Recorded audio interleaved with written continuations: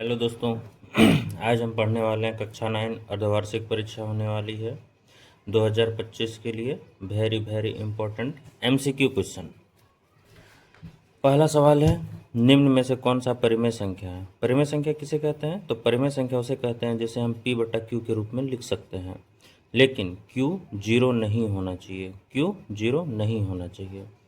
दूसरा, परिमेय संख्या रूट वाला वैसा संख्या जो रूट से बाहर नहीं निकलेगा वो सब अपरिमेय संख्या होता है। कौन सा संख्या होता है? अपरिमेय। और रूट से वो संख्या जो बाहर निकल जाता है, जैसे 4 है रूट के अंदर, ये बाहर निकलेगा, बाहर आ जाएगा 2, तो जो रूट से बाहर निकल जाएगा उसे कहेंगे दोस्तों परिमेय संख्या। ये रूट से बाहर नहीं निकलेगा, ये अपरिमेय। पाई तो अपरिमेय हो गया, यहाँ p बटा q के रूप में है लेकिन नीचे 0 हो गया, इसलिए अपरिमेय संख्या हो गया। ये परिमेय संख्या जिसे p बटा q के रूप में लिख सकते हैं। 0/4 एक परिमेय संख्या है। निम्न में से कौन सा परिमेय संख्या 3 और 4 के बीच स्थित है? 3 और 4 के बीच में कौन सा स्थित है? तो सबसे पहले क्या करेंगे दोस्तों, 3 और 4 के बीच में क्या क्या आएगा?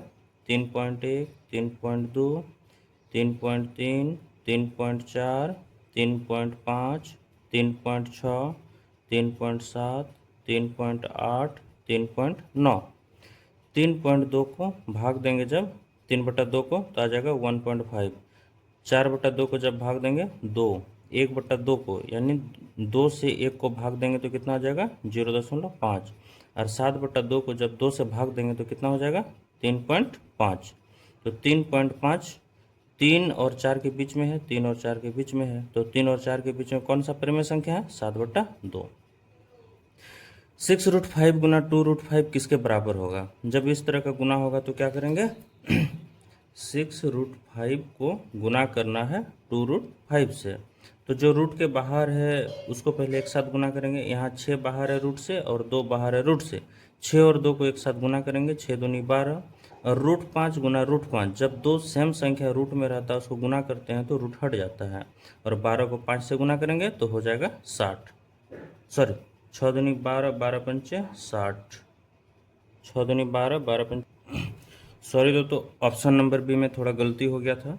6 दूनी 12 और 12 पंचे 60, तो बी नंबर हो जाएगा ऑप्शन नंबर बी।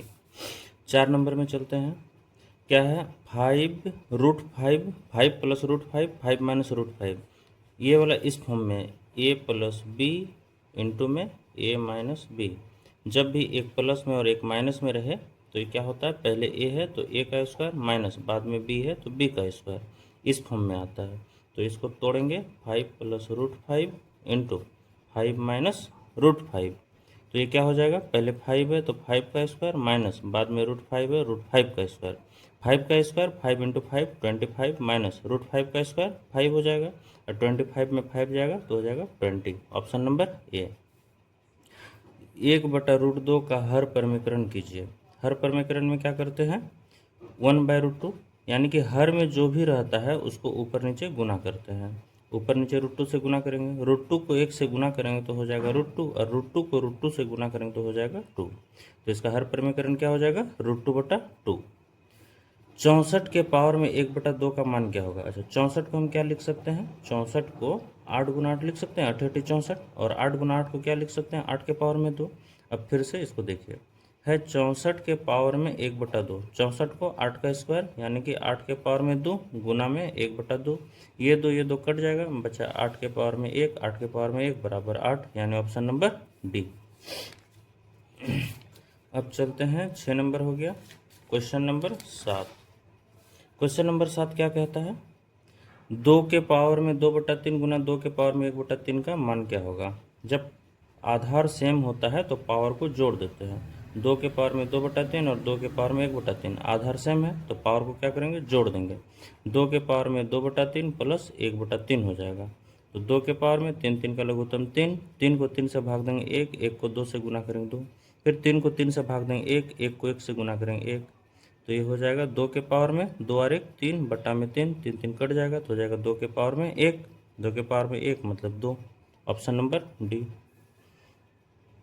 निम्न में कौन सा बहुपद है? बहुपद कौन सा है? अच्छा, बहुपद कैसे पहचानते हैं? बहुपद के लिए क्या करते हैं? पहला बात, x रूट में नहीं होना चाहिए। दूसरा, x के पावर में बट्टा वाला नहीं होना चाहिए, 1/3, 1/4, 1/5 इस तरह नहीं होना चाहिए। दूसरा, x के पावर में माइनस में नहीं होना चाहिए, -3, -4, -1, -2। और दूसरा, x जो है हर में कभी नहीं होना चाहिए, x हर में नहीं होना चाहिए। अगर ये सब x के साथ नहीं है तो वो बहुपद होगा। यहाँ पे x रूट में है, ये बहुपद नहीं होगा। यहाँ पे x रूट में है, ये भी बहुपद नहीं होगा। यहाँ भी x रूट में है, ये बहुपद में नहीं होगा। यहाँ पे x स्वतंत्र है, संख्या रूट में हो सकता है लेकिन x नहीं होना चाहिए, तो ये बहुपद होगा 3 नंबर। x बराबर 0 के लिए बहुपद इसका घात क्या होगा? x बराबर 0 के लिए इतना का मान, तो क्या करेंगे इसको? x बराबर 0 के लिए बहुपद का यहाँ घात नहीं मान होगा, बहुपद का मान होगा। क्या होगा? समीकरण है 5x minus 4x square plus 3। x 0 है, x का मान जब 0 रखेंगे समीकरण में, 5 गुना 0 माइनस 4 गुना 0 का पावर में 2 प्लस में 3। 5 को 0 से गुना करेंगे 0, माइनस 4 गुना 0 के पावर में कुछ भी रहेगा 0 प्लस में 3 0। 4 को 0 से गुना करेंगे 0 प्लस में 3, 0 0 खत्म 3। कितना हो गया इसका मान? 3। अगला प्रश्न है, बहुपद 5x माइनस √7 का घात क्या है? घात मतलब कि जो x है इसका अधिकतम पावर कितना है। यहाँ x का अधिकतम पावर कितना है? 1, तो बहुपद का घात हो जाएगा 1। जैसे 5x स्क्वायर प्लस 7, बहुपद का घात क्या हो जाएगा? बहुपद का घात अधिकतम पावर कितना है? 2, तो बहुपद का घात 2। 4x क्यूब, बहुपद का घात कितना है? अधिकतम 3, तो बहुपद का घात हो जाएगा 3। 5x square plus 7x plus 2, बहुपद का घात कितना हो जाएगा? अधिकतम पावर कितना है? 2, तो बहुपद का घात 2। थैंक यू दोस्तों।